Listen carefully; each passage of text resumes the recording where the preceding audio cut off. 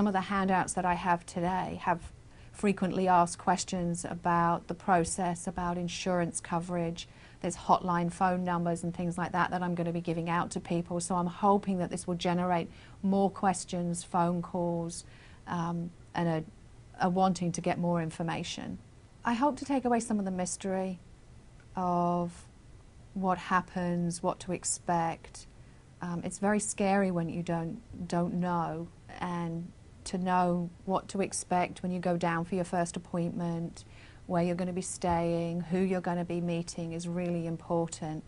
And again, just really taking the mystery out of it and trying to answer questions, because everybody has so many questions.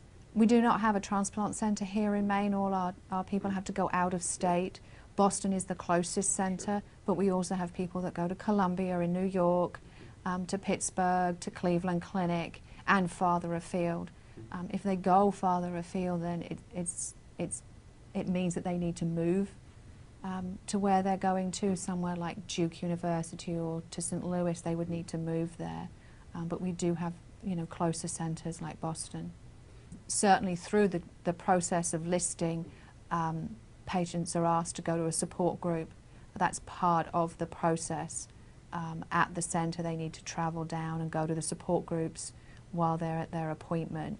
I think that's really important, that they also locally that they can talk to people. And we have a group of people that are post-lung transplant that are very happy to talk to people that are in that listing process or in the thought process of, do I want to go forward with this?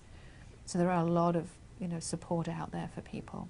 People need to know that it's not a short process. There is a commitment, there's a time commitment, going to appointments, traveling, having all the testing done. There's a lot of testing that needs to be done that I'll talk about today in the round table. Some of it can be done locally. People need to be up to date with their immunizations. That's very important. They need to make sure their pneumovax, their influenza and their hepatitis B shots are up to date. And some of the routine health things that sometimes we forget, mammograms and that sort of thing, everything needs to be up to date before someone can be listed. The light at the end of the tunnel is a new set of lungs that you can breathe, go back to work, walk, run, pick up your children, enjoy life. They're so glad to be given a second chance, to be able to go back to work, to do things with their family and their friends. Sometimes it's hard to get used to the fact that you're not coughing anymore, but they're just so grateful and so glad that they'd be able to breathe. And some of them say, I wish I'd done it sooner. I wish I hadn't waited. I didn't know how good I was going to feel and how great this is.